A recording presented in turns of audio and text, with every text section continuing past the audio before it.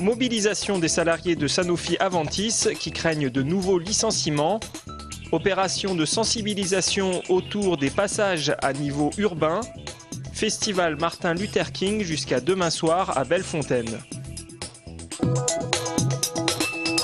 De battre le pavé, la pluie s'est arrêtée. Cet après-midi, près de 200 salariés de Sanofi Aventis se sont réunis devant leur entreprise. Objectif, manifester contre un projet de restructuration annoncé plus tôt dans la matinée, une restructuration perçue comme un désengagement. Aujourd'hui, en comité groupe, Sanofi vient d'annoncer qu'il souhaitait se désengager du site de Toulouse, qui est un site de recherche. Pour l'instant, nous, ce qu'on retient, c'est que Sanofi décide de se séparer de salariés qui ont un potentiel au niveau de la recherche. Alors que dans le même temps, ils disent on a un problème d'efficacité de notre recherche. Un paradoxe assez marqué. De son côté, la direction a précisé qu'il ne s'agit que de pistes de réflexion. L'entreprise, qui souhaite économiser 2 milliards d'euros, donnera son plan d'action définitif début septembre. Pourquoi 2 milliards d'économies? Il faut demander ça à notre direction générale. La seule chose qui soit vraiment concrète que je puisse vous dire, c'est qu'il y a un engagement vis-à-vis des actionnaires de donner un taux de redistribution de dividendes qui passerait de 35 à 50% à horizon 2015. Sanofi qui dit on cherche à se désengager du site de Toulouse, on sait ce que ça veut dire. On sera peut-être racheté partiellement, peut-être. Tout ça pour nous c'est des détails. On est persuadé qu'il y a des pertes au niveau de l'emploi. Dans un contexte de délocalisation, les salariés craignent pour leur emploi. Ils devraient rester mobilisés les prochains jours. Nouvelle mobilisation des salariés de Freescale. Ils se sont rassemblés aujourd'hui entre 13h et 15h devant leur usine de Toulouse.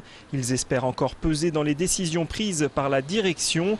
Selon la CGT, le 10 août prochain, la fermeture de l'usine devrait entraîner 572 licenciements alors que l'activité tourne à plein. Les élus communistes, républicains et citoyens toulousains venus soutenir les salariés ont rappelé que ceux-ci refusent de voir leurs emplois sacrifiés sur l'autel du profit des actionnaires. L'avenir du voyagiste toulousain Fram est toujours incertain. Aujourd'hui se tenaient 2 comités d'entreprise extraordinaires, l'un de la maison mère Voyage Fram et l'autre de la filiale distribution. Aucune information n'a filtré des syndicats ni de la direction. Prochain rendez-vous pour 2 autres comités d'entreprise le 13 juillet prochain. Fram emploie plus de 600 personnes. La restructuration qui semble se profiler pourrait toucher plus de la moitié du personnel.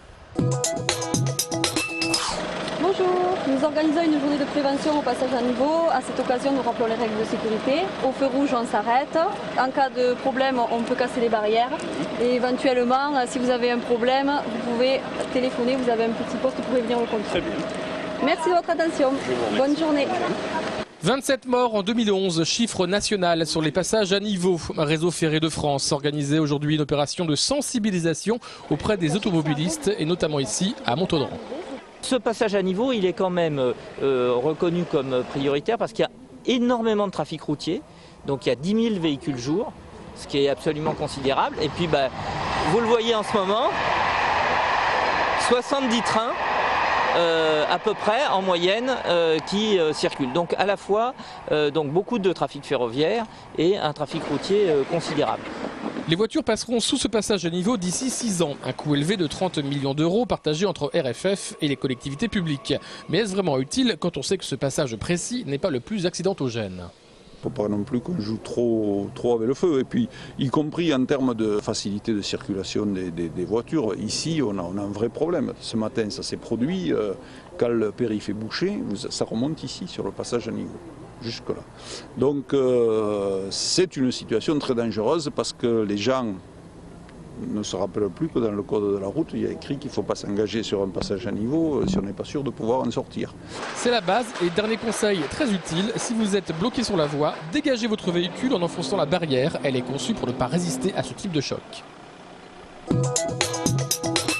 Avec la saison estivale, c'est tout un cortège de travaux qui s'annonce à Toulouse entre la remise en état des chaussées et la rénovation des réseaux eau et gaz. En tout, ce sont 183 chantiers qui vont occuper les rues, un nombre limité cette année. Pas de gros travaux importants qui viennent s'ajouter à ceux qui sont déjà là parce que nous sommes bien dotés quand même, que ce soit avec le tram Garonne, la la rue d'Alsace qui n'est pas finie, le jardin du Capitole, la rue Pargaminière, donc bon, on a déjà de quoi là. Nouveauté pour les propriétaires de smartphones, l'application Toulouse Bouge qui permet d'obtenir la carte des travaux et l'état de la circulation. Point positif concernant les accidents, en 2011 les chiffres sont en baisse. La préoccupation importante aujourd'hui ce sont les 2 roues motorisées qui représentent en gros 40% des accidents sur la voie publique à Toulouse, des accidents corporels, puisqu'on ne maîtrise pas les autres, et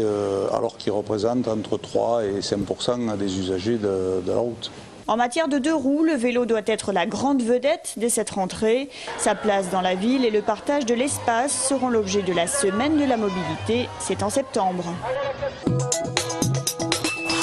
Voilà les vacances, c'est déjà la rentrée qui se prépare. Suite aux dotations du ministère de l'Éducation nationale, la Haute-Garonne bénéficiera dès septembre de 13 postes d'enseignants supplémentaires pour le premier degré. Par ailleurs, le dernier conseil départemental de l'Éducation nationale a acté 39 ouvertures de classes en école maternelle et élémentaire.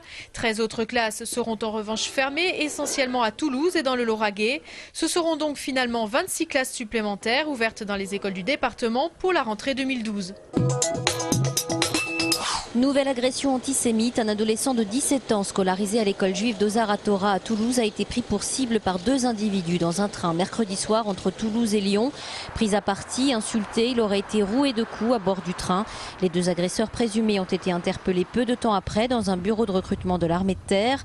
Ils ont été placés en garde à vue. Il y a eu un attentat, celui d'Ozar HaTorah, et maintenant, dans un train en France, sans qu'une personne n'ait fait quoi que ce soit, il se retrouve littéralement lynché parce qu'il est juif. Parce qu'il est juif, en sachant que cet élève-là avait déjà vécu le traumatisme d'Ozar HaTorah. Et aujourd'hui, être à Toulouse, être juif, quand on a 15 ans, c'est pas forcément évident. Le maire de Toulouse, Pierre Cohen, a dénoncé cette agression et a exprimé son soutien aux lycéens et à sa famille. Selon le ministère de l'Intérieur, les actes et menaces antisémites ont augmenté de 46% de janvier à avril 2012 par rapport à l'année dernière. Premier forum de l'industrie aujourd'hui à Antior, un événement réservé aux entreprises organisé par la Chambre de commerce et d'industrie de Toulouse. Table ronde autour des filières spatiales, aéronautiques et automobiles, conférences et rencontres B2B de 30 minutes au programme. L'un des objectifs de ce salon, développer la vision stratégique globale des PME industrielles. Hier, 4 juillet, 236e anniversaire de la création des États-Unis et lancement du festival musical à vocation sociale Martin Luther King par l'association toulousaine l'ASVEC au centre culturel Alban-Mainville. L'ASVEC elle a été créée en 1989. Elle était au départ sur un projet essentiellement à vocation sportive. Aujourd'hui, l'ASVEC, c'est une association qui se tourne plutôt vers une action sociale, vers une action humaine. J'ai envie de reprendre une citation de Martin Luther King, celle d'ailleurs que nous avons utilisée pour cette journée-là, ce festival-là. Tout le monde est important, car tout le monde peut servir à quelque chose. Invité d'honneur de ce festival, Alexander Tatsis, consul des États-Unis en France. Pendant tous les événements, on a pensé toutes les valeurs de Martin Luther King, la diversité, la tolérance, le paix. C'est très très bien fait et je suis très heureux d'être venu.